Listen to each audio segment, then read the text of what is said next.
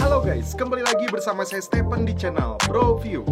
Kali ini saya akan membahas alur cerita film yang berjudul Band of Brothers. Film miniseri Band of Brothers ini cukup kental dengan suasana Perang Dunia Kedua, yang dimana Amerika melakukan invasi pada Jerman. Tapi tidak seperti film-film perang pada umumnya, film ini tidak hanya menonjolkan aksi-aksi saling tembak-menembak, tapi juga menampilkan kemelut yang ada di dalam pasukan. Seperti apakah ketegangannya? Langsung saja sebelum masuk ke ceritanya, seperti biasa siapkan apa? Ya tentunya kopi dan nutbray untuk menemani kalian dalam menonton alur cerita film ini.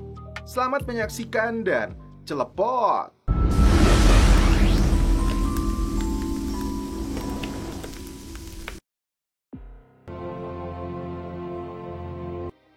Berlatar bulan Juni tahun 1944, ditampilkan satu peleton pasukan penerjun Amerika sedang berkumpul di sebuah landasan terbang untuk menunggu keberangkatan menuju Eropa dalam rangka invasi melawan pasukan Nazi.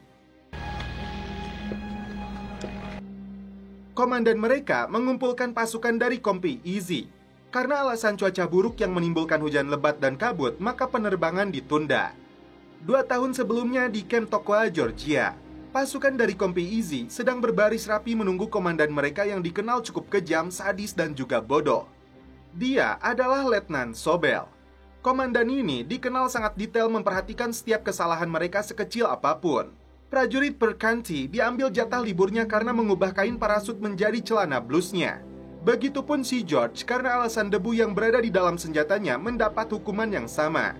Dan untuk Sersan Lipton, karena dianggap menjahit tanda pangkatnya, dia juga mendapatkan hukuman serupa. Selanjutnya Malarkey, karat pada plat engsel pegas, menjadi alasan hukuman yang sama kepadanya. Si Yose pun kena juga karena bayonet yang dia bawa sudah berkarat. Selanjutnya si Letnan Sobel ini menyuruh pasukannya mengganti seragam dengan pakaian lari. Di dalam barak, beberapa prajurit tampak kesal dengan kepemimpinan Letnan Sobel. Seorang prajurit bernama White memilih tinggal di barak dan tidak mengikuti perintah atasannya ini.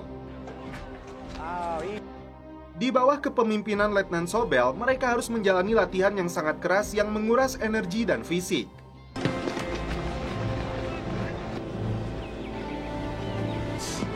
That may be good enough for...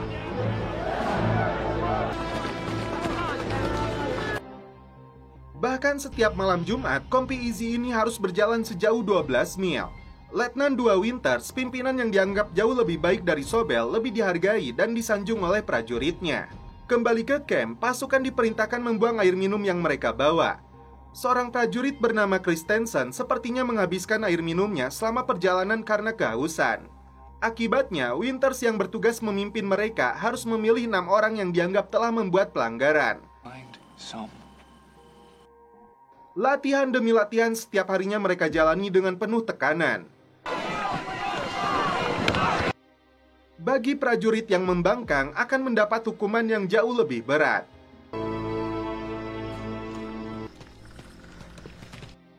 Singkat cerita, ketika prajuritnya disiksa habis-habisan, justru Sobel yang mendapat kenaikan pangkat menjadi seorang kapten. Mayor Harton menilai Kompi Easy telah menunjukkan teladan bagi kompi lainnya. Sobel kemudian diminta atasannya untuk memberikan penghargaan yang sama kepada Letnan Winters. Namun apakah dia akan memberikannya?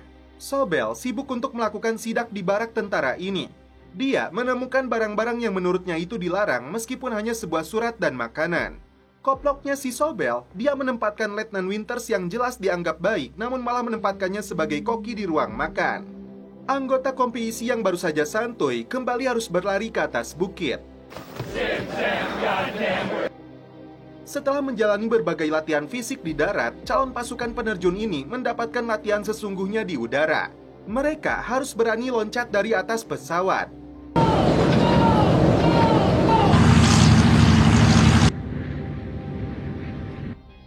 Setelah menjalani latihan terjun sebanyak 5 kali dan dianggap berhasil, prajurit dari Kompi Easy ini lolos dan diangkat resmi menjadi pasukan penerjun. Mereka santuy menikmati minuman hingga kolonel pun datang.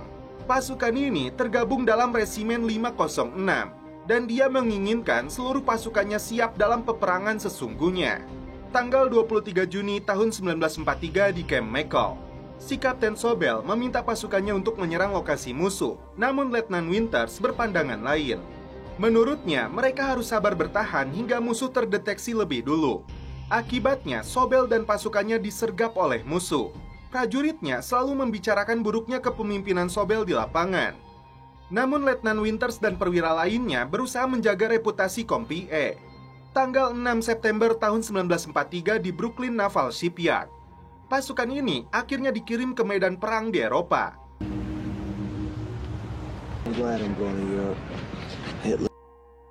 Lalu tanggal 18 September mereka sampai di Aldburn, Inggris. Di lokasi ini mereka mendapatkan teknik dan strategi dalam berperang. Peleton 2 yang dipimpin Winter sudah lebih dulu sampai. Namun berbeda dengan peleton ke-1 yang dipimpin Sobel malah terjebak pagar kawat. Dia sepertinya salah membaca peta.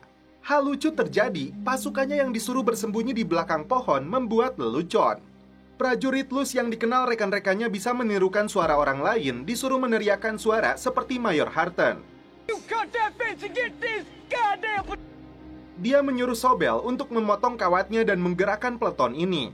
Sobel yang terkejut menganggap Mayor bisa berada di sana langsung mengikuti saja perintahnya. Karena lama menunggu, akhirnya Winters memutuskan untuk menyerang lokasi musuh tanpa dukungan Sobel. Dan akhirnya Winters berhasil mengepung musuh dari berbagai sisi. Latihan ini berhasil dilakukan meskipun Sobel dan pasukannya datang terlambat. Akibat pemotongan kawat berduri itu, pasukan sapi berhasil menerobos camp. Dan Sobel diomeli atasannya. Dia sadar Mayor Harton sebenarnya tidak ada. Tak lama, Sobel yang keki kepada Winters memberinya surat untuk diadili di pengadilan mahkamah militer. Winters dianggap telah melakukan pelanggaran kecil dengan membangkang perintahnya.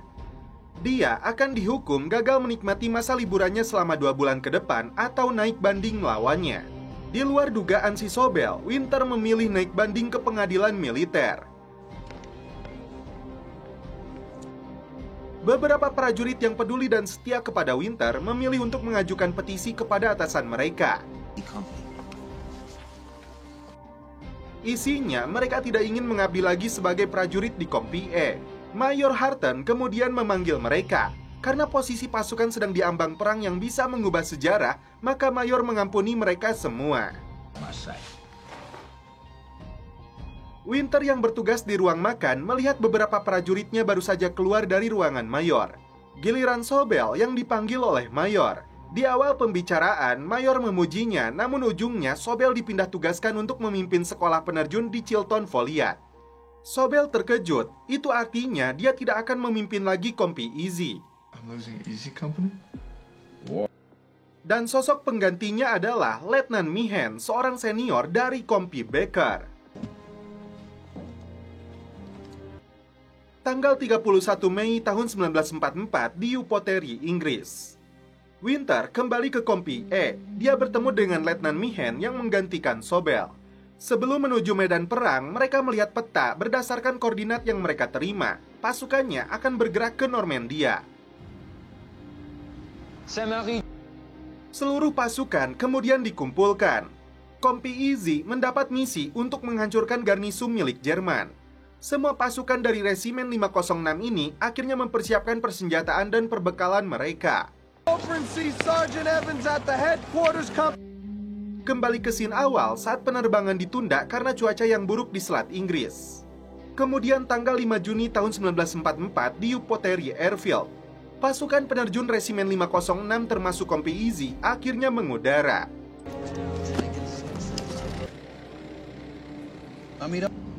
Good luck.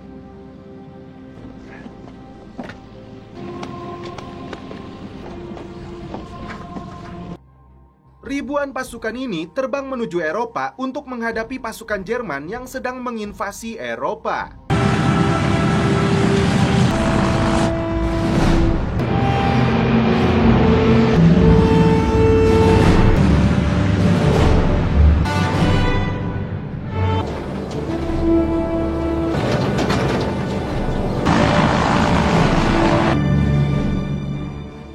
Dan setelah itu, film pun berlanjut ke episode 2.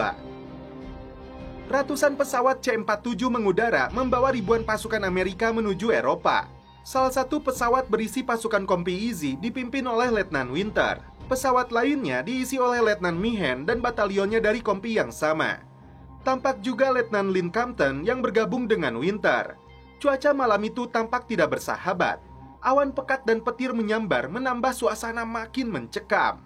Terlebih, ini kali pertama mereka terjun ke medan perang. Salah seorang prajurit bernama Will bahkan merasakan ketakutan. Pasukan yang dipimpin oleh Letnan Winter jauh lebih tenang. Ada yang berusaha santuy menikmati Woodbury hingga berdoa untuk keselamatan mereka. Setelah berjam-jam mengudara, lampu merah menyala. Itu artinya mereka harus segera berdiri mempersiapkan penerjunan dan memastikan semua peralatan telah terpasang. Pesawat sampai di atas lokasi medan tempur. Peperangan sedang berlangsung, bak seperti masuk ke dalam neraka. Hujan peluru datang menembaki pesawat yang mereka tumpangi. Beberapa pesawat tampak jatuh lebih dulu sebelum pasukan penerjun turun. Bahkan, pesawat yang dinaiki Letnan Meehan dan pasukannya terkena tembakan di salah satu mesinnya, hingga mereka semua tewas terbakar. Naas bagi salah satu pilot yang menerbangkan pesawat pasukan Winter terkena tembakan di kepalanya. Sedangkan titik penerjunan masih sejauh 3 menit perjalanan. Tidak ada pilihan, lampu hijau dinyalakan. Letnan Winter dan pasukannya segera terjun. Setelah Winter berhasil mendarat, dia kehilangan perlengkapan dan senjatanya. Dia bertemu dengan seorang prajurit bernama John Hall dari kompi Able yang kehilangan radio komunikasinya. Mereka berdua meneruskan perjalanan hingga menemukan 3 prajurit lainnya yang berasal dari Batalion 82. Setelah melihat peta, ternyata lokasi pendaratan mereka melenceng sejauh 7 km sebelum lokasi pendaratan. Dan waktu mereka hanya 4 jam sebelum waktu yang ditentukan. Kini mereka berlima kembali melanjutkan perjalanan menyusuri rel kereta api. Saat itulah Winter kembali menemukan 3 anak buahnya. Mereka adalah Joseph, Guarani, dan Malarkey, dan kini mereka berjumlah 8 orang. Perjalanan kembali dilanjutkan hingga John melihat musuh datang ke arah mereka. Winter kemudian mengatur rencana untuk mencegat mereka. Berbekal kegelapan malam dan rindangnya pepohonan, dia memerintahkan pasukan untuk menunggu aba-aba darinya. Namun sebelum perintah diberikan, si Guarani lebih dulu memberondongkan senapannya.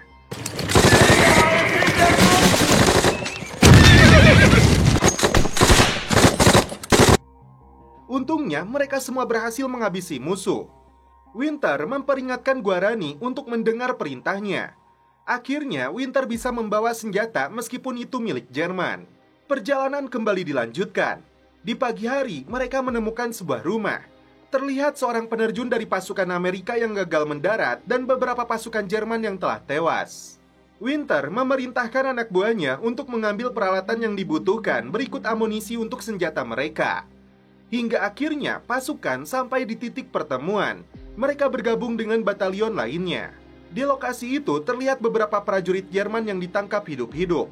Saat Malarkey bertanya kepada salah satunya, ternyata dia lahir di Amerika. Namun karena keluarganya merupakan keturunan bangsa Arya, maka dia harus kembali ke negaranya memenuhi panggilan perang. Di lokasi ini, Winter akhirnya bisa menemukan sebagian anak buahnya, termasuk berjumpa kembali dengan Letnan Lynn. Mereka mempertanyakan Letnan Meehan yang belum ditemukan, dan itu artinya Winter harus memimpin kompi Easy. Tak lama, muncullah Letnan Spears yang memimpin kompi Dog.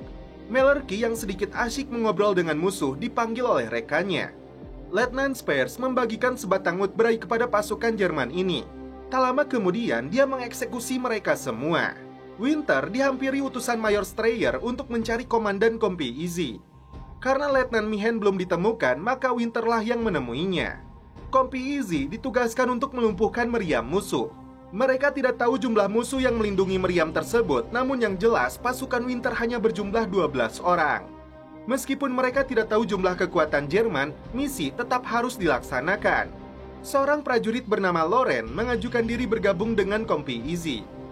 Winter dan pasukannya menemukan 3 meriam musuh. Dia langsung membagi tim agar penyergapan bisa dilakukan dengan cepat. Sebagian prajurit bertugas untuk mengalihkan perhatian musuh, sedangkan 2 prajurit lainnya menembak dari atas pohon untuk memudahkan pandangan mereka. Saat mereka sedang sibuk saling menembak satu sama lainnya, Lynn, Guarani, dan Malarkey melemparkan granat secara bersamaan. Strategi itu berhasil membuat pasukan Jerman kabur kocar-kacir dan Winter balik menggunakan parit mereka sebagai tempat perlindungan. Nyelak, seorang prajurit bernama Pop terkena tembakan di bujurnya. Sedangkan Joe hampir saja cedera setelah sebuah granat meledak di sampingnya. Winter berhasil menembak 2 tentara musuh yang masih bertahan di parit.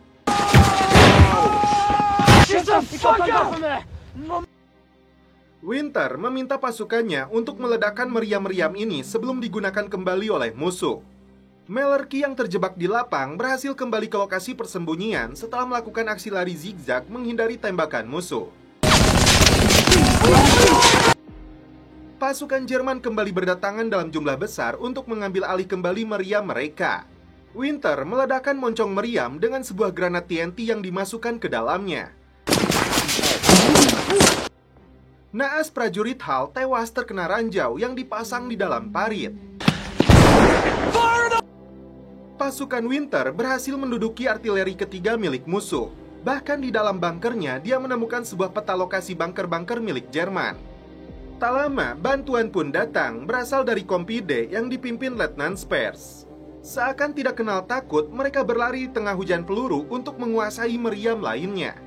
Winter kemudian menarik mundur pasukannya untuk kembali ke batalion.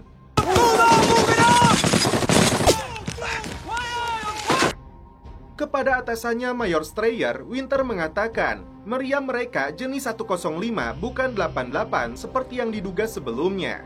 Mereka berhasil menghabisi 20 pasukan Jerman dan memperkirakan tersisa 40 pasukan lagi.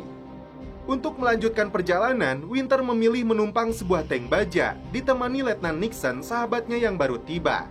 Terungkap, batalion kedua berhasil menguasai wilayah ini. Namun sebagian besar pasukan lintas udara 101 termasuk Kompi Easy tercerai-berai di sekitar Normandia. Dan kota selanjutnya yang harus mereka ambil alih adalah Kuloville. Sejenak, Lynn dan beberapa anak buah Winter bisa santuy menikmati kopai dan udbray. Saat Winter datang dan menikmati minuman, mereka kembali membicarakan Letnan Meehan yang belum ditemukan. Dari sahabatnya Nixon, terungkap peta yang ditemukan Winter adalah lokasi persenjataan Jerman yang sangat berharga. Namun, Winter tidak terlalu mementingkan peta itu. Dia merasa kehilangan John Hall, prajurit yang masih muda dan cukup baik menurutnya. Malam itu, terlihat api peperangan membara akibat tembakan-tembakan artileri Jerman. Dalam hatinya, Winter berjanji, kelak suatu hari jika dia selamat dari perang ini, dia ingin mencari suatu tempat yang tenang untuk menghabiskan sisa hidupnya dalam kedamaian. Winter dan pasukannya mendapatkan sebuah medali penghargaan atas pencapaian mereka menghancurkan meriam Jerman. Bahkan, taktik yang digunakan Kompi Easy dijadikan contoh dan panduan tetap untuk situasi penyerangan. Dan hingga kini masih digunakan di Angkatan Militer Amerika West Point. Dan setelah itu, film pun berlanjut ke episode 3. Tanggal 8 Juni tahun 1944, Normandia, Prancis. Inilah prajurit Albert Blitty yang merupakan salah satu anggota peleton ke-1 yang sukses melewati teror di langit Normandia. Namun setelah insiden itu, ia seperti mengalami trauma berat. Albert terdiam membatu memperhatikan awan mendung di atas langit seperti memikirkan sesuatu yang seolah-olah mengganjal pikirannya. Sampai datang 3 anggota Kompi E memanggilnya untuk mengajaknya bergabung. You alone? You?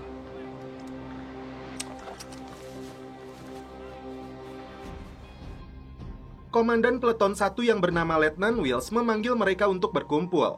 Letnan Wills memberikan pesan bahwa kini Kompi akan kembali diberangkatkan untuk menguasai Carentan. Dan karena itu, satu-satunya cara bagi kendaraan lapis baja sekutu bisa masuk tanpa hambatan. Kompi E yang terbagi menjadi 3 peleton akhirnya diberangkatkan tepat di belakang Kompi Fox. Whoa! Siang berganti malam, Kompi E tanpa henti berjalan di antara puing-puing dan mayat-mayat tentara yang tewas pada pertempuran sebelumnya. We lost that company. Again? Letnan menugaskan beberapa anak buahnya untuk mencari sisa-sisa Kompi F yang masih hidup. Kedua orang itu terus masuk jauh ke dalam hutan. Dan akhirnya berhasil bertemu dengan salah satu dari anggota Kompi F. Go back to Lieutenant. Did you find Fox Company? Tiba-tiba Letnan Winter dan Nixon muncul dari belakangnya. Terlihat ada bunga yang ia selipkan di seragamnya. Dan sedikit cerita menarik bahwa tanaman yang diselipkan adalah bunga Edelweiss yang dimana bunga tersebut hanya tumbuh di pegunungan tinggi di atas pepohonan. Tiba di kota kecil, Winter sengaja mengatur formasi memerintahkan peleton 1 untuk bergerak cepat memasuki kota. Go. Let's go. Tanpa diduga, pasukan musuh melancarkan tembakan senapan mesin.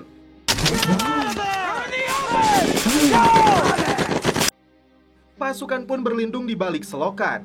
Winter terus memaksa mereka untuk bergerak walau tidak beraturan. Sebagian prajurit berhasil masuk ke dalam kota.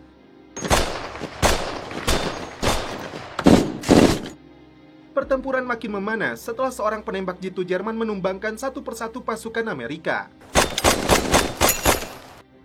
Seorang prajurit nekat berlari di antara hujan peluru untuk melemparkan granat. Satu persatu gedung di sana didobrak dan diserang untuk menghabisi tentara Jerman.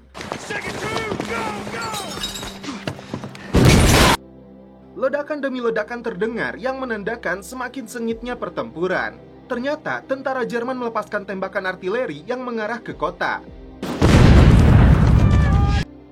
Letnan Lieb segera bertindak cepat memperingatkan rekan-rekannya untuk berpencar menjauhi jalanan. Meski pada akhirnya dia sendirilah yang dilumpuhkan oleh serangan tersebut. Untungnya, ledakan itu tidak menimbulkan luka serius di bagian vital. You're okay, Lip. Sementara sisa-sisa Kompi E kembali melanjutkan pemeriksaan, situasi semakin mengerikan ketika sebuah ledakan artileri mendarat tepat di hadapan Tipper. Korban berjatuhan di mana-mana tergeletak di sepanjang medan pertempuran. Tapi kabar baiknya, pasukan Kompi Easy telah berhasil memukul mundur tentara Jerman. Senapan mesin ditembakkan untuk membereskan sisanya. Kota ini berhasil dikuasai, namun Letnan Winter tiba-tiba terkena peluru nyasar yang entah berasal dari mana. Dia pun berakhir di ruangan medis untuk mendapat penanganan dari dokter. Datanglah Nixon, dia bertanya tentang rencana Kompi E selanjutnya. Winter mengungkapkan bahwa kini Kompi E harus tetap bersiaga untuk serangan balasan. Terlihat Albert duduk terdiam seperti melamunkan sesuatu. Dokter mengatakan mungkin Albert mengalami kebutaan sesaat. Mengundang rasa penasaran, dan ternyata memang Albert sekalipun tidak merespon kehadiran Winter. I didn't want to let anyone down. Tetapi tidak lama setelah melihat Winter beranjak pergi, tiba-tiba Albert mengatakan bahwa dia baik-baik saja. I think I'm okay. We're back to platoon. Beberapa pasukan terlihat membicarakan Spares. Karena desas-desusnya, dia telah menembak seorang sersan dari peletonnya sendiri yang tidak mau patroli. Bahkan dia biasa menembak tawanan perang Jerman. Biasanya dia selalu memberikan mereka utbrai sebelum beraksi mengeksekusi mereka semua. Did it? Oh, you don't believe it? Whoa, whoa, You didn't whoa. see it? I heard he didn't. Bahkan dikatakan kehebatannya mampu menghancurkan pasukan Jerman sendirian. One guy. That I did see. On his own? Yep. Kompi E pun kembali bergerak dengan waspada kepada keadaan sekitar. Tiba-tiba, tembakan musuh lagi-lagi memaksa para serdadu Kompi E merayap mencari tempat perlindungan. Siang pun berganti malam. Winter mendapat informasi bahwa pihak Jerman hanya meninggalkan satu Kompi ke rentan. Sedangkan sisanya ditarik mundur, kemungkinan terbesarnya kini mereka sedang menyusun ulang kekuatan untuk kembali menguasai kota. We're in their way. Not much of a limp. Pasukan melubangi permukaan tanah sebagai benteng perlindungan. Albert berinisiatif membangunkan Smith yang tertidur saat berjaga. Tapi dia malah mendapat cedera setelah Smith tidak sengaja menusukkan bayonetnya. Mendengar kebisingan di lokasi peleton 3, Albert yang tidak bisa tidur bermaksud pergi untuk memeriksanya. Namun di tengah perjalanan, Albert tanpa sengaja bertemu dengan Letnan Spares. Dia mengatakan bahwa semua telah teratasi. Albert dipandu kembali ke lubang. What is, sir? Tiba-tiba Albert mengungkapkan di hari itu pada saat mendarat, dia tidak segera mencari unitnya untuk bertempur, melainkan hanya berdiam diri. Dengan alasan bahwa dia sangat ketakutan. You know why you hid in that ditch, Blythe? Letnan menasehatinya untuk membuang rasa bersalahnya dan menganggap dirinya sudah mati. Dengan begitu, Albert akan berguna menjadi prajurit yang semestinya. Albert pun hanya terdiam membisu. Tepat di hari ke-7, di pagi harinya, Winter membacakan situasi mengenai performa kekuatan musuh yang terlihat mulai berkurang. Dan mungkin saja hanya tersisa prajurit penerjun. Tiba-tiba, Jerman melepaskan serangan. Prajurit pun berlindung di balik lubang. Mereka merespon memberikan serangan balasan. Di balik lubang, rekan-rekannya sedang bertempur mati-matian, tapi Albert kembali ketakutan.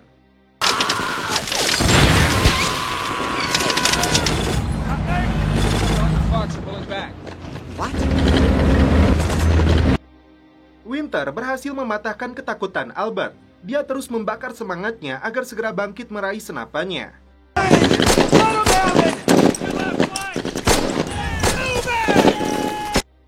Namun tiba-tiba pihak tentara Jerman mengarahkan kendaraan lapis baja menembus melewati semak belukar.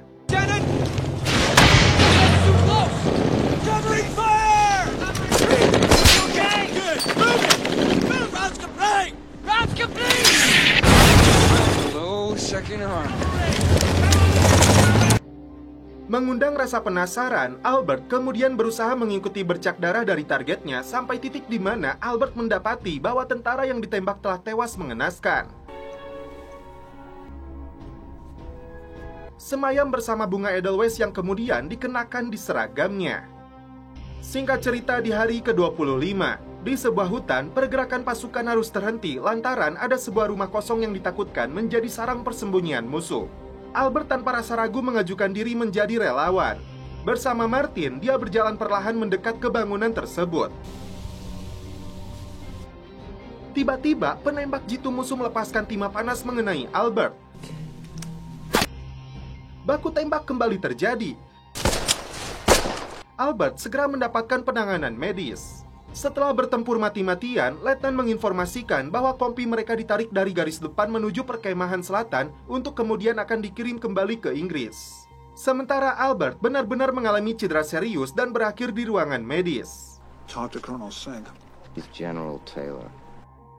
Kendati demikian, Walter justru terlihat gembira setelah berhasil mendapatkan 3 medali Purple Heart yang dianugerahkan kepadanya. Second in my calf, then there's the boil on. Baru saja bisa menikmati liburan perang yang jauh dari hujan peluru, kini mereka akan kembali dikirim ke Prancis, yang artinya sekali lagi mereka harus bertaruh nyawa di garis depan. Hello? Sebelum pemberangkatan, Mallory menyempatkan diri mengambil cucian laundrynya yang mengawali obrolan kepada pemilik laundry. Yang dimana dia memohon untuk sekalian membayar cucian prajurit lain tanpa menyadari bahwa nama-nama yang disebutkan telah gugur di medan pertempuran cukup membuat Mallory terdiam dalam kepahitan. Elliot. Pada akhir episode ini, sebuah konfirmasi menyatakan bahwa saat kompi E yang ditarik dari garis depan, mereka telah kehilangan 65 prajurit. Sedangkan Albert tidak pernah sembuh dari lukanya saat di Normandia dan dia meninggal pada tahun 1948. Dan setelah itu, film pun berlanjut ke episode 4. Tanggal 13 September tahun 1944 di Elburn, Inggris. Para prajurit kompi E sedang berkumpul di sebuah bar. Mereka membahas tanda penghargaan unit dalam operasi di Normandia. Terjadi perselisihan karena tanda itu dikenakan semua anggota, padahal ada beberapa dari mereka yang tidak terjun di medan pertempuran itu. Diumumkan di sana, Lipton telah diangkat menjadi sersan 1 kompi E yang baru. Namun kabar buruknya, mereka akan kembali dikirim ke medan peperangan. Letnan Winter menjelaskan tentang operasi Market Garden yang dilancarkan sekutu di bawah pimpinan Jenderal Montgomery dari Inggris. Dengan tujuan menguasai jembatan dan membebaskan kota Eindhoven dan Arnhem di Belanda. Jika misi ini berhasil, maka tank-tank pasukan sekutu bisa masuk ke wilayah Jerman dan diharapkan akan mengakhiri perang sebelum datangnya hari Natal. Pasukan kompi E akhirnya menyiapkan semua perlengkapan tempur. Anggota kompi E terkejut saat melihat si Sobel yang ternyata telah ditunjuk menjadi komandan baru, menangani logistik atau istilahnya dikenal sebagai perwira persediaan. Meskipun sudah lepas dari kepemimpinannya, tidak menutup kemungkinan Sobel ingin tetap dihormati dan disanjung lebih tinggi. Sobel kembali mencari gara-gara dengan menyita sebuah motor yang selalu ditunggangi oleh Mallory.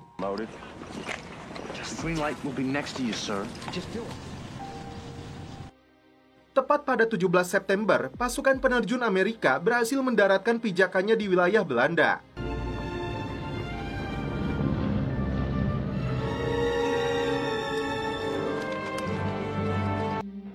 Setibanya di Eindhoven, Kompi E benar-benar disambut oleh warga sipil. Mereka berharap mampu mengusir penjajahan Jerman dari tanah mereka.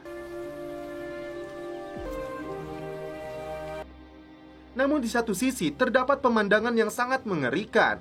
Mereka menyaksikan pelecehan terhadap sejumlah wanita. Dan hal itu justru dilakukan oleh orang-orang mereka sendiri. Beberapa saat kemudian, salah satu anggota gerakan perlawanan Belanda bernama Van Koy tiba-tiba muncul menyambut kedatangan Kapten Winter, mengandalkan informasi dari kelompoknya untuk menjalin kerjasama.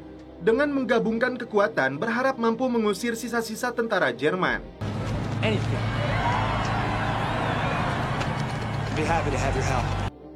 Di malam harinya, Hopler dan dua rekannya yang sedang berpatroli secara kebetulan berinteraksi dengan penduduk sipil. We're Americans. Wait here. Hey. Danke. Keesokan harinya, kendaraan lapis baja Inggris berangkat bersama pasukan Kompi E. Hingga seorang penembak jitu musuh melepaskan tembakan sekaligus mengawali memanasnya situasi. Anggota Kompi E bergerak cepat berlindung di belakang kendaraan lapis baja dan parit. Sedangkan tank milik Inggris sukses menghancurkan tank Jerman. What should we do? Memberi kesempatan bagi Kompi E untuk lebih mendekat ke posisi musuh. Randleman segera menginisiasi regunya untuk membentuk formasi tempur. Kompi E bergerak ke beberapa lokasi bangunan sebagai benteng perlindungan. Martin yang berada sedikit jauh di posisi depan langsung menghentikan pergerakannya setelah dia melihat Tiger Tank Nazi berkamuflase di tumpukan jerami.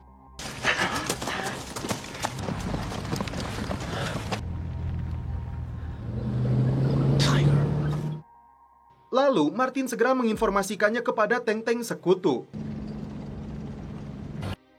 Mereka enggan untuk menembakkan meriamnya sebab peringatan Martin bertolak belakang dengan perintah atasannya.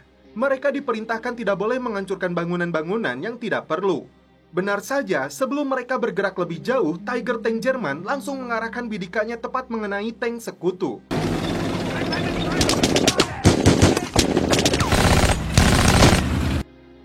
Tembakan senapan mesin Jerman membuat Randleman terpental ke dalam parit. Sekelompok tentara Jerman pun mulai mendekat. Belum lagi tank yang terbakar terus berjalan. Randleman berusaha keras menjauh dari giringan musuh.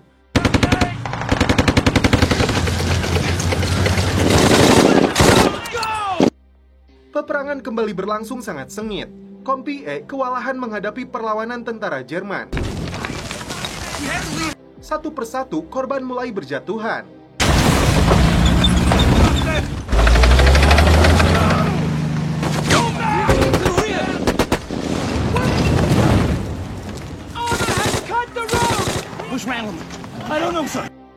Letnan Lin terkena timah panas yang bersarang di bagian bokongnya. Go, get him medic, keep moving! Get him out of here. Go. Mereka bergerak cepat mendobrak pintu yang digunakan untuk tandu membawa Lin.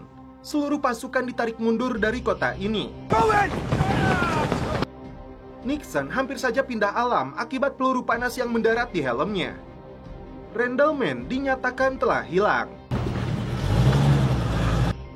Fakta yang sesungguhnya, mereka benar-benar gagal dalam ambisi besar operasi Market Garden. Dan mau tidak mau, harus menerima kekalahan telak pasukan sekutu.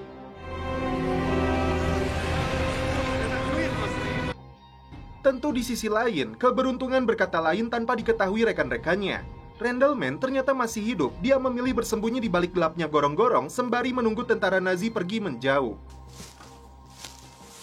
Waktu pun berganti malam, tetapi Randleman tetap bersembunyi di sebuah kandang penuh jerami. Namun tanpa diduga, sesosok pria berbadan besar tiba-tiba masuk ke kandang tersebut. Randleman yang was-was setengah mati tanpa pandang bulu bersiap menerkamnya. Sebelum dia menyadari bahwa pria itu sebenarnya tidak berbahaya sedikit pun, justru dengan senang hati malah membantu merawat lukanya. Mimpi buruk terus mengikutinya. Sekelompok tentara Nazi datang mengadakan patroli. Mereka menyebar ke seluruh penjuru kota, tidak terkecuali kandang yang Randleman tempati. Randleman pun perlahan-lahan mengencangkan bayonet dan berhasil membunuh serdadu Nazi tanpa perlawanan berarti. Winter harus menyaksikan kota ini diluluhlantahkan oleh artileri Jerman. Tampaknya sang kapten sangat kecewa karena tidak mampu melindungi kota Innova. Akibat kekalahan mereka, tentu penduduk mengalami teror dari tentara Nazi. Sementara itu, Guarneri kembali meyakinkan kepada rekan-rekannya bahwa Randleman masih hidup. Hingga akhirnya mereka berhasil menemukan Randleman dan kembali bergabung dengan anggota kompi lainnya. Seluruh rekan-rekannya senang atas kembalinya Randleman. It's good to see you. Me too. Never did like this company, none. Belum sempat bernafas lega, perintah dari atasan memaksa mereka untuk bersiap pada keberangkatan berikutnya. Militer perlahan pergi dari markas mengangkut sekian peleton kompi ke medan pertempuran. Sisi buruknya, Nixon menginformasikan bahwa mungkin pihak Jerman telah menyusun ulang kekuatannya. Tidak menutup kemungkinan pasukan sekutu akan menghadapi kendaraan lapis baja yang lebih banyak. Tapi Kapten Winter tidak terkejut ataupun gentar terhadap ancaman tersebut. Melainkan dia lebih memilih maju daripada harus mundur. Pada akhir episode ini menyatakan bahwasannya Market Garden adalah operasi beresiko tinggi yang gagal total. Bisa dikatakan usaha untuk mengakhiri perang pada tahun 1944 tidak berhasil. Apalagi korban jiwa tidak terhindarkan dan tercatat Resimen 506 telah kehilangan 180 prajurit dan 590 orang terluka. Dari keseluruhan Airborne 101, pihak Amerika kehilangan 750 prajurit dan 2.100 mengalami cedera. Sedangkan pasukan Airborne Inggris justru menelan korban jiwa yang lebih banyak, yakni terhitung berjumlah 8.000 orang. Dan setelah itu, film pun berlanjut ke episode 5. Belanda tanggal 17 Oktober tahun 1944. Pagi-pagi sekali, para perwira diminta datang merapat ke resimen. Kapten Winter yang mendengar perintah tersebut berusaha membangunkan Nixon yang masih tertidur pulas. Dalam ruang pertemuan, mereka terlihat sibuk karena kegagalan operasi Market Garden. Pihak Inggris yang telah kehilangan 8.000 tentara akan mengupayakan misi penyelamatan kepada para prajurit yang terperangkap. Operasi ini di bawah Kolonel Doby yang menyusun sebuah misi yang disebut sebagai Operasi Pegasus meminta pihak Amerika untuk membantu mereka dalam misi ini. Sedangkan Mayor Stryker menugaskan Kapten Winter untuk segera mengesahkan laporan operasi Market Garden. Atasan lain menyuruhnya membuat laporan pertempurannya pada tanggal 5 Oktober tahun 1944. Film pun flashback. Insiden buruk tiba-tiba mengejutkan mereka. Di sebuah perkemahan, salah satu prajurit yang sedang berpatroli mendadak diserang oleh pihak musuh. Itu mengakibatkan luka yang sangat fatal di sekujur tubuhnya. Untungnya, Dr. Rock bertindak cepat dalam memberikan penanganan. Puluhan pasukan dikirim ke lokasi serangan. Sebuah tembakan senapan mesin memecah konsentrasi kompi, namun tembakan itu seperti tidak berarah. Hal itu justru membuat mereka kebingungan. Layaknya pemimpin sejati, Kapten Winter pun memberanikan diri untuk melakukan pengintaian. Dia menyaksikan sekelompok tentara Nazi yang tampaknya sedang bersiaga. Merasa sudah aman, sang kapten akhirnya memberikan sinyal kepada regunya memisahnya menjadi berbagai kelompok.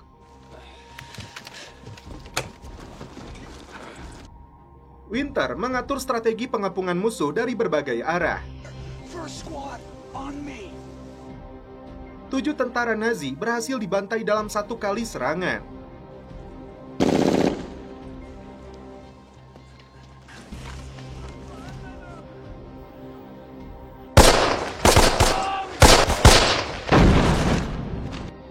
Sekaligus mengawali pecahnya pertempuran. How many Krauts left? Come on, fall back! Winter minta dikirim bala bantuan karena banyaknya pasukan musuh. Fuck! Dukeman's down! Di pagi harinya, Winter kembali menyusun strategi untuk mengepung musuh. Itu disebabkan karena posisi mereka ternyata kurang menguntungkan, karena pasukan musuh berada di balik tanggul beton. Sedangkan pasukannya berada di tanah lapang, itu artinya mereka terancam akan dibantai habis. Daripada harus mundur, Winter memutuskan tetap melanjutkan penyerbuan. Demi memuluskan rencananya, Winter lagi-lagi mengatur taktik yang efisien dan matang. Wajah-wajah cemas tergambar di muka mereka. Granat asap menjadi tanda dimulainya penyerbuan serdadu-serdadu kompi E yang mulai berlari penuh ketegangan.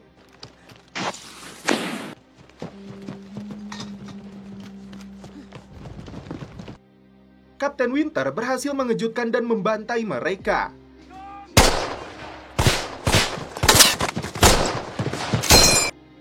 Disusul dengan serangan artileri, Nazi dibuat lari tunggang langgang. Namun musuh pun melakukan serangan artileri. Akibatnya, beberapa anggota Kompi E mengalami cedera. Beruntung, pertempuran dahsyat ini dimenangkan pihak sekutu. Winter harus berduka karena kematian salah satu bawahannya, yaitu Duckman. Sementara itu, Kolonel Strayer menyebut gugurnya Mayor Harton. Ia tewas setelah Pusat Komando Batalion 2 diserang habis-habisan oleh pasukan Nazi. Dengan gugurnya Mayor Harton, secara sistematis, Kapten Winter pun akhirnya dipromosikan menjadi perwira eksekutif. Promosi tersebut juga berarti bahwa Winter tidak lagi memerintahkan Kompi E dalam pertempuran. Komandan Kompi E akan diserahkan kepada Letnan Mose. Mengawali misi pertamanya, Mose melaporkan bahwa operasi Pegasus sudah disiapkan secara matang. Namun tampaknya Winter sangat mengkhawatirkan Kompi E menghiraukannya, mengingat selama ini Winter telah memimpin dan mengayomi mereka. Malam semakin larut, operasi Pegasus pun dilancarkan. Kompi E dan segenap satuan airborne Inggris menyeberang melintasi Sungai Rhina, salah satu akses masuk untuk menyelamatkan tentara Inggris yang terjebak. Entah apa yang terjadi selanjutnya, tapi ternyata misi penyelamatan tersebut telah sukses terlaksana. Tentara sekutu pun akhirnya merayakan keberhasilan mereka. Selang beberapa hari kemudian, tepatnya pada tanggal 31 Oktober tahun 1944. Namun sunyinya malam seketika berubah menegangkan setelah seorang prajurit patroli tidak sengaja menembak Letnan Mose. Namun apalah daya, dengan adanya insiden ini bisa dipastikan bahwa Kompi E sedang mengalami kekosongan komandan. Diperkirakan saat ini kekuatan tempur Kompi hanya berjumlah sekitar 65%, apalagi rata-rata diisi oleh anggota pengganti. Tentu saja hal itu menyebabkan Winter semakin mengkhawatirkan performa Kompi. Cuti selama 48 jam adalah hadiah spesial dari Kolonel Singh. Itu menjadi momen yang tepat bagi Kapten Winter pergi melihat peradaban. Dia pun segera memutuskan untuk berlibur ke Paris, merasakan sensasi kebebasan dan sejenak menghilangkan penatnya peperangan. Tapi seakan bayang-bayang perang terus mengikutinya. Dalam perjalanan kereta, Winter tanpa sengaja memperhatikan remaja yang sekilas mirip seperti serdadu Nazi yang tertembak olehnya. Itu cukup membuatnya termenung mengingat akan kesalahan yang telah dia perbuat. Malam semakin larut, 48 jam berlalu, izin cuti Kapten Winter telah usai. Dia pun memutuskan untuk kembali ke markas batalion, di mana para anggota Kompi terlihat sedang menikmati waktu luang bebas dari tugas. Kapten Winter berinisiatif mengawali pembicaraan dengan Letnan Lin. Dia menanyakan tentang kondisi lukanya. Alih-alih menjawabnya, Lin hanya terdiam membatu. Pandangannya fokus memperhatikan sebuah film yang sedang diputar. Atau justru dia mengalami trauma berat akibat kekalahan dan cedera yang dialami saat ini. Namun setelah itu, hiburan malam para serdadu terpaksa dirusak oleh seorang atasan yang menginformasikan bahwa salah satu pasukan infanteri sekutu telah diserang oleh divisi Panzer SS Nazi. Karena Kompi E akan bertempur di garis depan di saat cuaca dingin, Kapten Winter menugaskan letnannya untuk memastikan cukupnya ransum dan amunisi untuk Kompi E. Seluruh pasukan mulai diberangkatkan dengan mobil.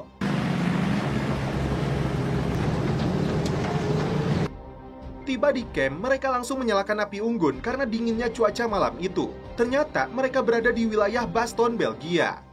Tidak peduli apapun yang terjadi, walaupun pasukan mereka sangat minim amunisi, Winter ditugaskan untuk mempertahankan titik ini. Tiba-tiba, sekelompok prajurit bergerak mundur dari lokasi itu karena mengaku pasukannya telah dibantai oleh serangan Jerman. Namun beruntung, di situasi yang serba sulit, seorang letnan dari divisi lapis baja datang membawa sejumlah kotak amunisi. Kabar buruknya, saat ini pasukan Nazi telah bersiaga dengan berbagai peralatan tempur dari mulai tank, artileri berat, dan pesawat tempurnya. Tapi sekali lagi, hal itu tidak membuat Kapten Winter merasa gentar. Dalam cuaca dingin yang semakin ekstrim, Kompi E diberangkatkan meskipun tanpa dukungan artileri maupun udara. Dan setelah itu, film pun berlanjut ke episode 6. Di hutan di luar kota Bastogne, Belgia, Dr. Ru tampaknya sedang mencari sesuatu, dan tanpa sengaja dia menyaksikan pemandangan yang begitu menguras emosi. Tepat di hadapannya terdapat sekelompok mayat tentara yang membeku pada pertempuran sebelumnya. Dia dan Kapten Winter menangkap seorang tentara Nazi tanpa perlawanan sedikit pun. Di lokasi ini, Dr. Ru mengaku kekurangan peralatan medis termasuk perban dan morfin. Satu cangkir kopai panas yang dimasak dengan helm menjadi minuman terbaik para prajurit. Tiba-tiba, mortir musuh mendarat di dekat mereka. Terdengar teriakan prajurit yang mengalami cedera. Tanpa rasa takut, petugas medis ini berlari untuk menghampiri korban. Untung saja luka yang dialami tidak terlalu berdampak buruk pada tubuhnya. Ditambah lagi, serangan artileri Jerman pun seketika terhenti. Dokter pun kembali berkelana ke setiap lubang prajurit untuk mencari morfin. Beruntung, Walter lagi-lagi memberikan beberapa morfin yang berhasil dia selundupkan. Tiba-tiba, seorang prajurit minta bantuan medis karena kakinya terluka parah. Dia mengaku tidak memerlukan morfin. Korban segera dinaikkan ke atas mobil jeep untuk dibawa ke camp medis. Di tempat ini, puluhan tentara diobati dengan seadanya. Karena jalur terputus, mereka tidak bisa dievakuasi ke rumah sakit. Dr. Wu mendapatkan beberapa peralatan medis bonus sebuah coklat yang diberikan seorang dokter cantik. Tak mau buang waktu, Dr. Wu kembali ke garis depan. Letnan Peacock akan memimpin pasukan dalam patroli pengintaian. Dokter diperintahkan untuk berada di garis belakang. Sekelompok prajurit Kompi E akhirnya berjalan masuk ke kedalaman hutan. Tiba-tiba prajurit bernama Julian tumbang setelah musuh berhasil menyerangnya. Karena musuh terus melancarkan serangan, Letnan menarik mundur pasukannya meninggalkan Julian yang tergeletak tidak berdaya. Pull back! We gotta pull back! Dr. Wu segera memberikan pertolongan kepada salah satu prajurit yang terkena tembakan. Kapten Winter menerima laporan kejadian ini dari anak buahnya. Sahabat Julian yang bernama Nefron merasa bersalah meninggalkannya di sana. Mengundang rasa empati dokter untuk menghiburnya dengan membagikan sedikit coklat dengan maksud menghilangkan kesedihan Nefron. Hanya dinginnya salju yang mampu meleburkan kesedihan Nefron. Momen yang sangat ditunggu-tunggu akhirnya tiba. Pagi ini kabut benar-benar telah hilang. Pesawat terbang akhirnya menurunkan banyak sekali kotak persediaan. Dan untuk kedua kalinya, dokter menyempatkan diri kembali ke kota. Dia mengambil sejumlah persediaan yang telah dijatuhkan. Dr. Wu sedikit meluangkan waktunya untuk membantu seorang prajurit yang mengalami luka parah. Bagian perutnya terkoyak, darah mengucur sangat deras. Namun naas, nasib berkata lain. Meskipun dia dan Dr. Rin telah berjuang keras menyelamatkannya. Tentu saja hal itu semakin membuat mentalnya tertekan. Pagi itu, musuh kembali melancarkan serangan. Akibatnya, Smokey terkena tembakan. Dokter kembali berjuang untuk menyelamatkan nyawanya di antara hujan peluru. Setelah dibawa ke camp medis, dokter hanya termenung, membatu, bahkan hingga malam. Kapten sempat melihat keadaan dokter ini. Karena menyalakan api, musuh kembali melancarkan serangan artileri. Akibatnya, salah satu prajurit terluka. Dokter yang mengalami trauma tidak segesit biasanya. Akhirnya, kapten menyuruhnya untuk pergi ke camp. Serangan udara kembali terjadi di dekat camp medis. Tempat itu pun luluh lantah.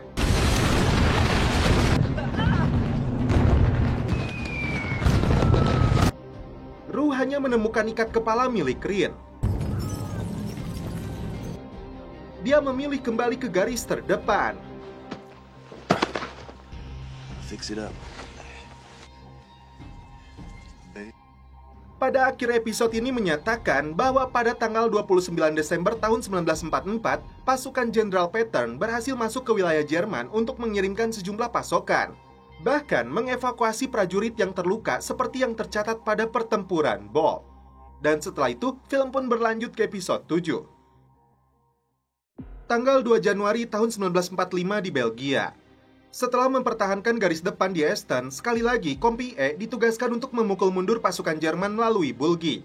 Pasukan mulai bergerak untuk membersihkan hutan dekat kota Foy. Di tengah perjalanan, Habler dan Christensen bersiap menyerang perwira Nazi yang sedang menunggang kuda. Habler langsung mengarahkan bidikan senapannya ke arah perwira itu.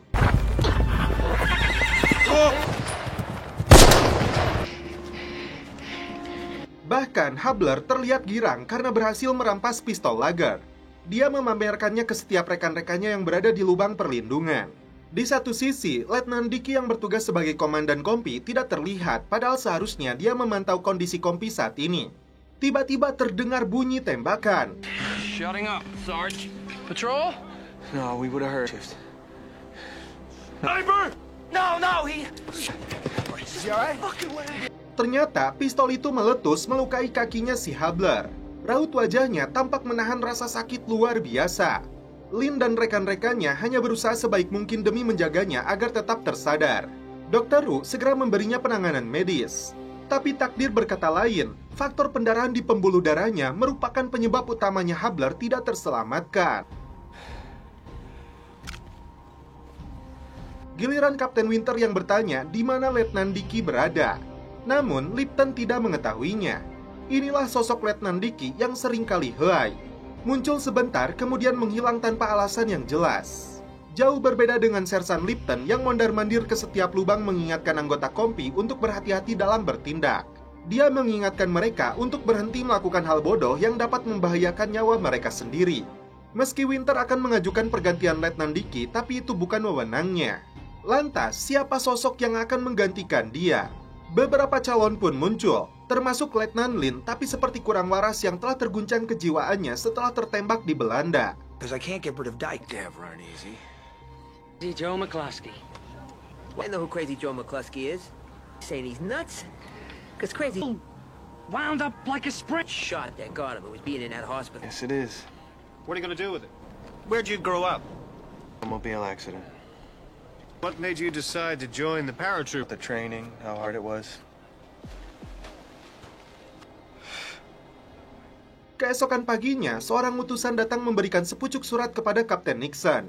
Dia mendapatkan izin cuti selama 30 hari untuk pulang ke Amerika. Tapi bagaimana mungkin dia akan meninggalkan sahabatnya Winter? Tak kehilangan akal, kedua perwira itu memutar otak dan akhirnya surat cuti itu akan diberikan kepada Letnan Peacock yang sangat membutuhkannya. It means a lot, you know? Oh, get out of here. Kapten Nixon melaporkan situasi kota Foy sejauh ini kepada Kolonel Singh. Beberapa serdadu pembawa kamera menyorot aktivitas kompi saat ini.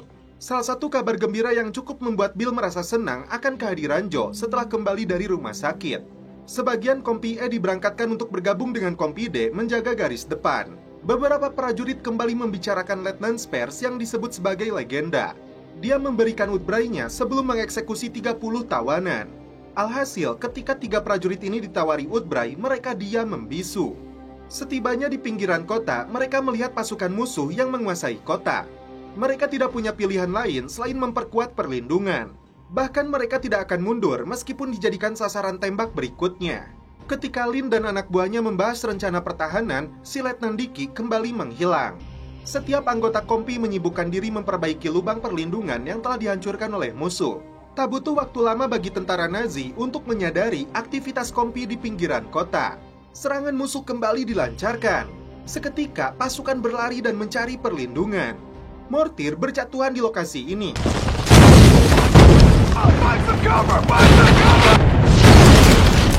It's the 4th of July when I was a kid. I loved to blow up dirt clouds and pop-off-ying display of firepower I'd ever seen in my life. Naasnya, Joe kehilangan kakinya. Setelah serangan mereda, pemeriksaan dilakukan. Mereka menolong rekan-rekannya yang terjebak pada pohon tumbang. Foxhole, come on! Hey, Joe? Stay down! Stay down! Help, anyone! Come on, Joe. I got my helmet. Forget it. I gotta get me out of here. Tiba-tiba, tentara Nazi kembali melancarkan serangan artileri lebih besar. Suasana kala itu kian mencekam. Come on! No!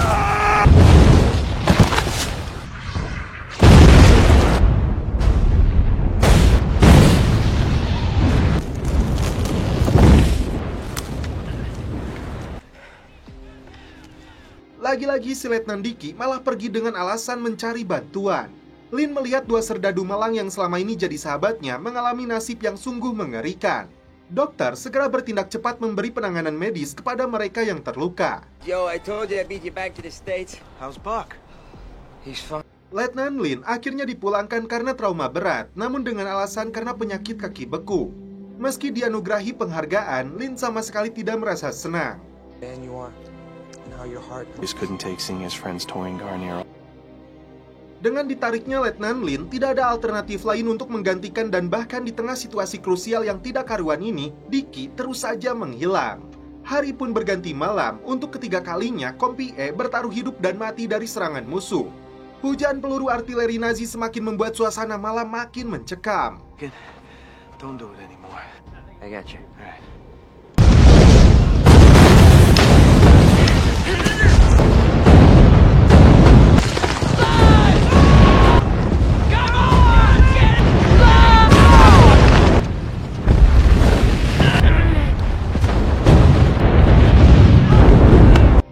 banyak yang bisa mereka lakukan kecuali mencari tempat berlindung.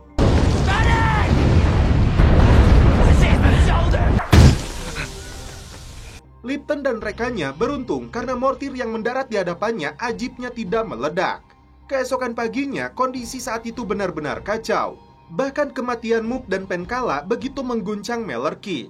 Lipton berusaha menenangkan Malarkey dengan memberinya pistol lugar milik Hubler untuk diberikan kepada adiknya. Seorang prajurit mencoba menggali lubang perlindungan menggunakan tangannya. Rasa takut adalah racun di pertempuran, sesuatu yang mereka rasakan namun tidak terlihat. Pada momen ini, lagi-lagi sang sersan Lipton berusaha menenangkannya. Lipton berjalan ke setiap prajurit untuk memastikan kondisi anggota kompi layak tempur. Tapi dia pun ketakutan dan pesimis pada hari esok karena faktanya letnan mereka terus saja menghilang. Padahal kompi E akan masuk ke pertempuran sebenarnya. Letnan Dickey kembali dilaporkan atas ketidakbecusannya, tapi Kapten Winter tidak dapat berbuat apa-apa. Dia hanya bisa menjawab keraguan Lipton bahwa Dickey akan datang untuk menjalankan tugas yang telah diberikan. Meski begitu, keesokan harinya Kapten Winter tetap berusaha keras menjejalkan taktik pertempuran kepada Letnan Dickey.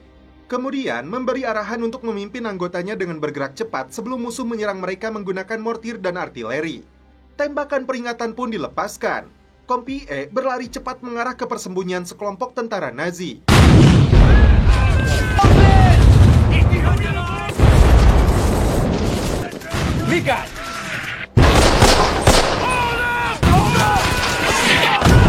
Seperti yang dikhawatirkan Lipton sebelumnya, formasi kompi E benar-benar tidak beraturan. Letnan Dickey justru memerintahkan pasukannya untuk mundur. Padahal Winter jelas memerintahkan pasukan bergerak maju untuk mendesak musuh. Bimbang apa yang akan harus diperbuat, Dickey justru mengirim peleton 1 untuk memutari desa guna menyerang musuh dari belakang. Anggota pasukan kompi E berjatuhan satu persatu akibat serangan musuh.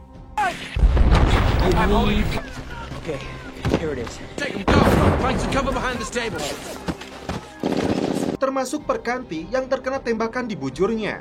Emosi dengan tindakan Letnan Dickey, awalnya Winter ingin memimpin langsung, namun dicegah oleh Kolonel Singh karena dia adalah pimpinan batalion. Akhirnya, Winter menugaskan Letnan Spears dari Kompi D untuk menggantikan posisi Dickey. Spears memimpin pasukan dengan gagah berani tanpa rasa takut, berbeda jauh dengan si Dickey. Lipton pun bangga dengan letnan yang satu ini. Bahkan, dia berlari menerobos kelompok musuh untuk memberitahu anggota peleton di balik desa, kemudian berlari kembali tanpa mendapat luka sedikit pun. Strategi yang dilancarkan Spears mampu meloloskan prajurit yang terdesak oleh serangan musuh.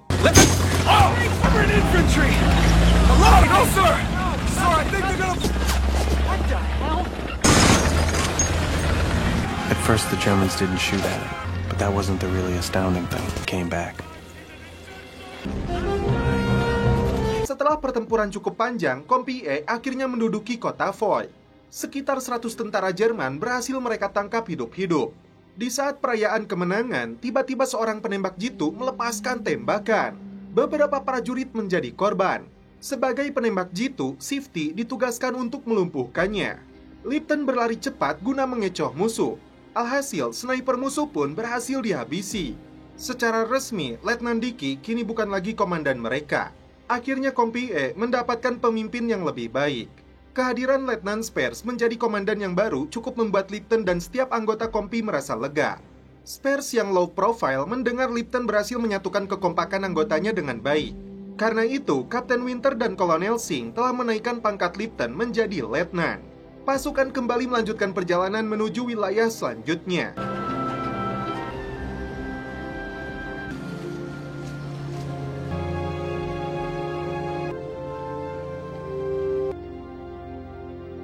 Tanggal 9 Februari tahun 1945 di Prancis. Ini adalah David Webster, salah satu prajurit yang menampakkan wajah tanpa beban. Setelah lama berada di rumah sakit, dia kembali bergabung dengan Kompi E. Bukannya mendapat sambutan yang baik dari rekannya, dia justru dikucilkan, bahkan sempat mendapat penolakan dari prajurit lain. Mereka menganggap David berlama-lama berada di rumah sakit. Dia bahkan secara sengaja melewati hampir setiap pertempuran, atau mungkin tidak ada niat sedikit pun untuk membantu rekan-rekannya bertempur di Baston. Dia pun disuruh menemui Kapten Spears jika posisinya ingin kembali. Terlihat Lipton mengalami penyakit radang paru-paru. Muncullah letnan muda bernama John. seorang perwira lulusan West Point yang belum memiliki pengalaman tempur sedikit pun. Winter melihat lokasi selanjutnya yang harus mereka ambil alih persis di seberang sungai. Kapten Spears ditugaskan mengirim 15 tentara termasuk pendamping. Mereka diharuskan berpatroli menyeberangi sungai menyelinap ke sebuah bangunan yang diduga didiami sekelompok tentara Nazi. Kemudian menangkap beberapa dari mereka untuk dijadikan tawanan perang. Letnan John mengajukan dirinya untuk ikut dalam misi ini. Sebagai komandan baru Kompi E, John meminta Malarkey untuk menentukan rekan-rekannya yang akan diterjunkan dalam misi ini. Mereka segera berlindung setelah mortir mendarat di dekat lokasi mereka berada.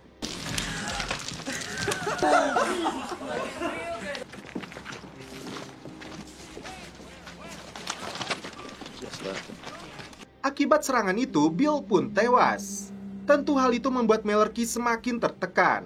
Apalagi setelah kehilangan 5 sahabatnya. John kembali menemui Kapten Winter untuk menggantikan Malarkey. Lagi pula, dia juga ingin mempunyai pengalaman tempur sebelum perang ini berakhir. Winter menegaskan Letnan John bukanlah sebagai pemimpin misi, melainkan hanya sebagai pengawas. David pun dikirim karena dia memahami bahasa Jerman. Martin ditugaskan sebagai pengganti dari Malarkey memimpin tim ini. Prajurit mulai mempersiapkan persenjataan. Tepat pada dini hari, tim bersiap siaga di pinggiran sungai untuk menyeberang menggunakan beberapa perahu karet.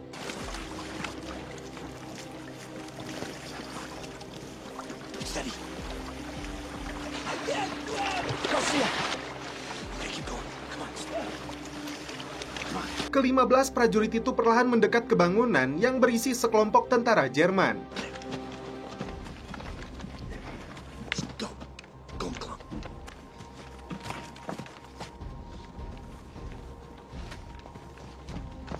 Martin selaku pimpinan misi segera melepaskan serangan kejutan kepada musuh yang berada di dalam rumah. Namun sayangnya seorang prajurit muda bernama Jackson terlalu ceroboh. Dia tergesa-gesa untuk menerobos masuk sebelum granat yang dilemparkannya meledak.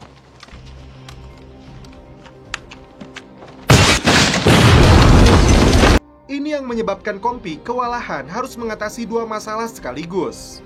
Memaksa tentara Jerman untuk pergi sekaligus mengobati luka yang diderita Jackson. Martin segera mengirim rekan-rekannya untuk mundur. Namun setibanya di luar gedung, serangan timah panas tentara Jerman sudah menunggu mereka.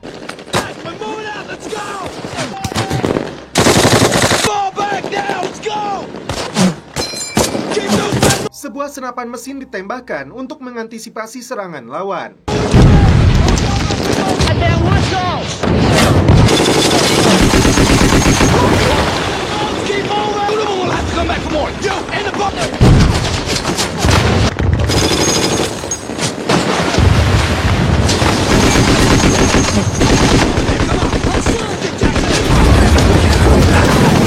Hal itu memberi kesempatan bagi tim untuk mundur kembali ke markas utama.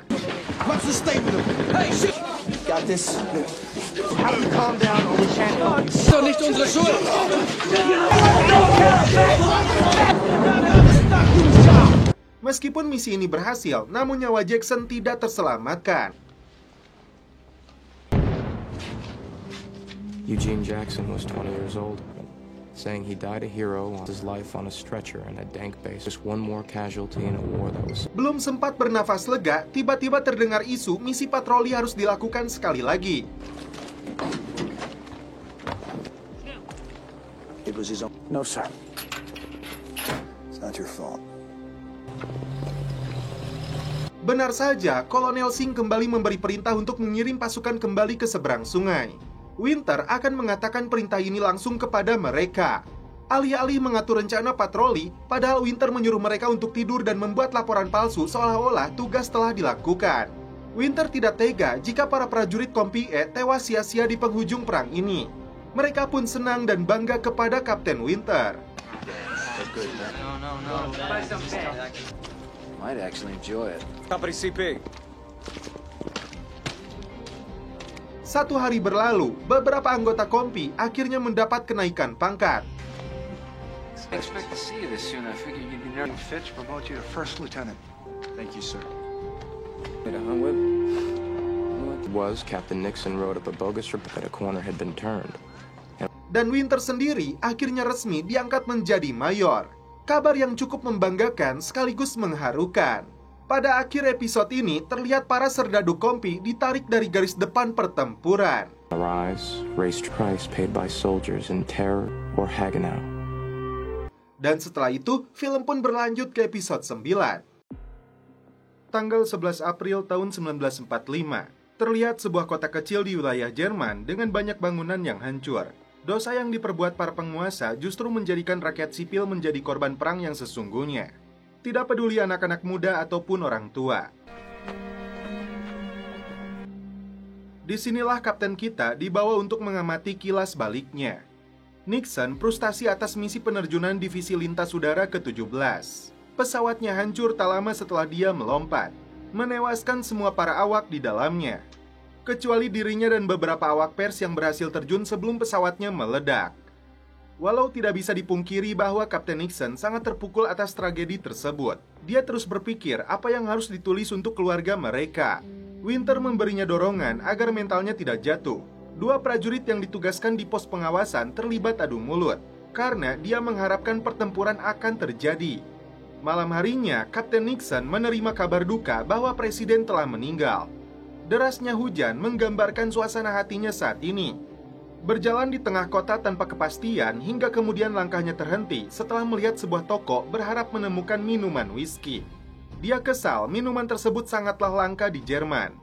Kemarahannya memuncak karena dia diceraikan istrinya. Di waktu yang sama, mereka sedikit kecewa karena tujuan mereka bukanlah Berlin, melainkan pegunungan Alpen. Kapten Spears menjelaskan, Hitler telah memerintahkan pasukan khusus Waffen-SS atau pasukan pengawal Hitler bersembunyi di pegunungan demi mengusir semua penjajah, menerapkan strategi gerilya dan berjuang hingga titik darah penghabisan. Kompi pun berangkat dengan perasaan gembira dan rasa bangga karena Jerman telah menyerah. Mereka berpapasan dengan 300.000 tentara Jerman yang telah menyerah kepada pihak sekutu.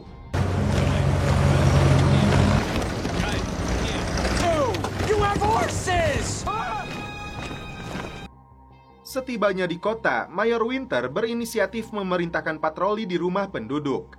Beberapa anggota Kompi E dikirim ke hutan. Mereka mulai merasakan sesuatu yang janggal.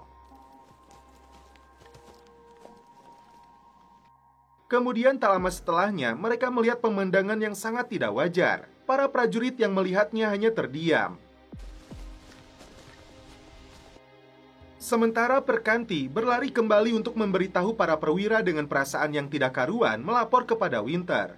Semua tidak mengerti dengan apa yang dia maksud. Melihat dengan mata kepala mereka sendiri, di tepi hutan ternyata terdapat sebuah camp yang mengurung orang-orang dengan kondisi sungguh mengerikan. Orang-orang yang tinggal di dalamnya memiliki kondisi tubuh yang mengenaskan dan cenderung rentan terhadap penyakit. Nazi sepertinya memang sengaja membiarkan mereka kelaparan. Kondisi camp yang benar-benar buruk ditambah banyak mayat tergeletak di tanah. Seorang tawanan menjelaskan bahwa camp ini untuk para pekerja paksa yang terdiri dari beberapa musisi, petani, dan orang-orang terpelajar. Para petugas penjara sempat membunuh sebagian tahanan sebelum mereka kabur. Kurangnya amunisi menjadi salah satu alasan mereka membunuh secara massal. Kompi E segera mengumpulkan makanan dan air untuk para korban, kemudian membagikannya kepada mereka. Namun tak lama setelahnya, Kolonel Singh dan seorang ahli bedah dari resimen terpaksa menghentikannya. Sang dokter menjelaskan bahwa mereka harus menghentikan memberi makan dan minum sekarang juga karena para korban sangat kelaparan. Jika mereka makan terlalu cepat dalam jumlah yang banyak, mereka sama saja dengan bunuh diri. Walaupun terdengar kejam, solusi yang tepat adalah kembali mengurung mereka dan perlu diawasi secara ketat selama pemulihan. Meski sempat ditentang dan menjadi perdebatan, tapi apalah daya. Lagi pula, ini demi kebaikan mereka dengan perasaan yang tidak karuan, Webb terpaksa mengatakan hal itu kepada para korban. Raut wajah mereka seakan menolak kembali ke camp itu. Ternyata, camp serupa ditemukan di seluruh Eropa Timur, yang dibebaskan beberapa minggu sebelumnya oleh tentara Soviet. Dia juga mengatakan bahwa warga Jerman setempat akan berpartisipasi dalam operasi pembersihan yang akan dimulai esok pagi, melibatkan penggalian tubuh dan mengubur jasad para korban. Kapten Nixon mengumumkan bahwa Hitler telah tewas bunuh diri di Berlin. Tetapi sayangnya, perang ini masih belum berakhir dan justru kini mereka diperintahkan untuk bergerak ke Thalheim. Dan setelah itu, film pun berlanjut ke episode terakhir. Di suatu pagi, Mayor Winter sedang berada di tepi danau dengan pemandangan yang sangat begitu menawan. Nixon menunjukkan foto-foto anggota Kompi E yang membuat Mayor Winter tersenyum bahagia. Entah berapa nyawa yang menjadi korban di perang besar ini, namun mereka tidak menyangka mampu bertahan hingga titik ini.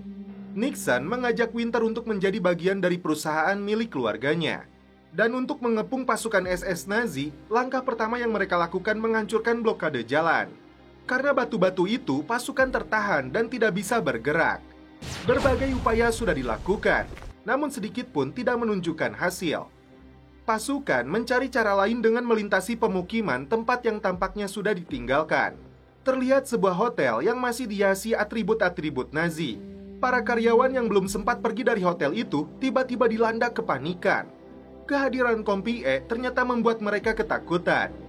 Mayor Winter memberi perintah untuk menjarahnya.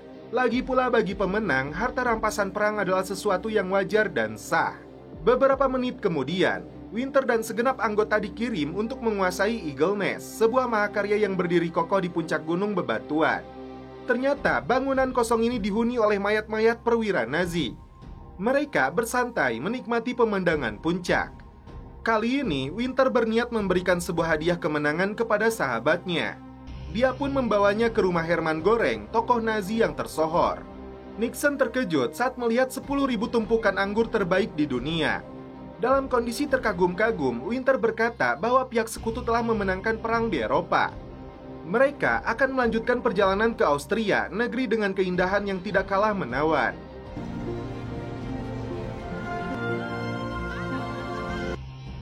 Winter menerima penyerahan salah satu perwira Nazi yang memberikan pistol miliknya. Meskipun perang di Eropa telah berakhir, namun atmosfer di Pasifik terus bergejolak. Jepang masih terus memberikan perlawanan sengit kepada tentara Amerika, mengadakan pelatihan tempur dan selalu bersiap mengangkat senjata dalam kondisi apapun. Kabar baiknya, beberapa prajurit telah mendapatkan poin yang cukup untuk lepas dari tugas dan pulang ke Amerika. Namun bagi mereka yang belum memiliki poin yang cukup, terpaksa bersabar dan menunggu keajaiban. Setelah sekian lama berada di medan pertempuran, 50 berhasil memenangkan undian dan mendapat kesempatan untuk pulang kembali ke Amerika. Sedangkan para prajurit yang masih tertahan, terpaksa mengikuti pelatihan tempur sesuai perintah. Selanjutnya, mereka akan dikirim ke Pasifik melawan tentara Jepang. Saat melapor ke atasannya untuk minta dikirim ke Pasifik, Winter teringat kembali dengan berbagai peristiwa saat berada di garis terdepan. Di siang hari, Webster dan dua rekannya mendekati sebuah pondok yang dicurigai milik seorang perwira Nazi yang menjalankan salah satu kamp konsentrasi. Rupanya, Webster berniat membalaskan dendam kaumnya setelah semua tragedi yang menimpa mereka. Tapi tak lama kemudian, terdengar bunyi tembakan. Dengan menahan rasa sakit, dia keluar dari pondok dan berusaha melarikan diri. Namun ternyata pistol yang ditembakkan tiba-tiba rusak. Dia segera meminta Webster untuk menembaknya, tetapi Webster enggan melakukannya. Namun entah kenapa tiba-tiba Sis menembak pria itu. Sejak peristiwa naas itu, ketiganya tampak canggung dalam berkata. Janovek yang sedang beranjak pergi tidak sengaja tertimpa drum bahan bakar. Webster yang melihat kejadian itu bergegas menghampiri Janovek. Namun siapa yang menyangka bahwa hari itu adalah tugas terakhir Janovek. Pada malam harinya, insiden mengerikan kembali terjadi. Sersan Green dan kedua rekannya tiba-tiba terhenti setelah melihat kedua mayat tergeletak di tengah jalan. Di bawah pengaruh minuman keras, seorang serdadu sekutu dengan sengaja menembak mati tentara Jerman dan Inggris. Hanya karena tidak diberi bahan bakar yang cukup oleh kedua tentara itu. Alih-alih memberikan pistolnya, pelaku justru menembak kepala Sersan Green. Tim segera mencari dokter asal Jerman untuk membantu mengobati Sersan Green. Green masih bisa diselamatkan, sementara para anggota yang lain tidak tinggal diam. Beberapa waktu kemudian, si pelaku akhirnya tertangkap. Bunyi pukulan dan teriakan terdengar di ruangan tersebut, bergantian memukulinya satu persatu. Kapten Speer segera menghentikan niatnya untuk membunuh pelaku dan menyerahkannya kepada polisi militer. Lama tak muncul, Kapten Sobel tiba-tiba berjalan melewati Mayor Winter. Dia berpaling darinya sebagai alasan untuk tidak memberi hormat. Namun setelah Winter memanggilnya, Sobel akhirnya memberi hormat dan pergi dengan cepat. Seorang jenderal izin untuk memberikan pidato terakhir kepada anak buahnya. Pidato emosional dari sang jenderal Jerman seperti menggema di telinga para bawahannya meskipun mereka kalah dalam perang. Perasaan haru dan sukacita meliputi setiap prajurit. Mereka bangga karena bertempur dengan berani untuk negaranya. Pada bulan Agustus tahun 1945, seluruh anggota Kompi bisa bernafas lega. Karena pada saat itu, Presiden Truman menerima penyerahan diri tanpa syarat dari Jepang dan kini Perang Dunia Kedua telah resmi berakhir. Dilanjutkan oleh narasi Mayor Winter yang menutup film ini. Dia memberitahukan jalan yang diambil oleh rekannya pasca berakhirnya perang. Yang pertama adalah Lin, dia kini menjadi jaksa penuntut di Los Angeles. Dia bahkan sempat mengusut kasus atas pembunuhan Robert F. Kennedy, lalu kemudian ditugaskan di pengadilan banding California. Johnny Martin kembali bekerja di perusahaan kereta api, dan dia mulai membangun perusahaan konstruksi. Sementara itu, George Luz menjadi pekerja di perusahaan perawatan di Provinsi Riau, Thailand. Tetapi pada tahun yang sama, dia meninggal dan sebagai penghormatan pada dirinya 1.600 orang menghadiri pemakamannya di tahun 1998. Ronald Spears tetap bertahan di militer, bahkan bertugas di Korea, tetapi pada tahun 1958, dia kembali ke Jerman sebagai petinggi di rumah tahanan Berlin Barat dengan jabatan Letkol. Nixon, dia bercerai beberapa kali hingga akhirnya menikahi wanita muda dan menghabiskan sisa hidupnya. Sedangkan Winter sendiri akhirnya menerima tawaran bekerja sebagai manajer personalia di perusahaan yang dijalankan oleh keluarga Nixon. Hingga dia pun dipanggil kembali oleh militer pada tahun 1950 untuk melatih pasukan elit Amerika Serikat. Dan pada masa pensiunnya, sang veteran perang ini menghabiskan masa tuanya di Pennsylvania dan meninggal pada tahun 2011. Dan setelah itu, film pun berakhir. Oke guys, terima kasih yang sudah menonton sampai episode terakhir ini. Salam percelopotan duniawi, keep enjoy.